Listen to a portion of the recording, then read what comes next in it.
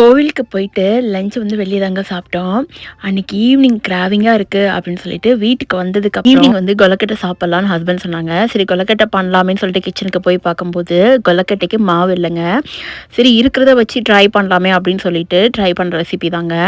Red அவல் எடுத்துக்கிட்டேன். Red அவல் அப்புறம் உடைச்ச கோதுமை இது 2யுமே நல்லா மிக்ஸியில பிளெண்ட் பண்ணும்போது ஒரு பட்டை 2, 3 ஏலக்காய் போட்டு பிளெண்ட் பண்ணி அத பொடியாக்குனதுக்கு அப்புறமா லைட்டா பேன்ல வந்துட்டு சூடாக்கிக்கணுங்க.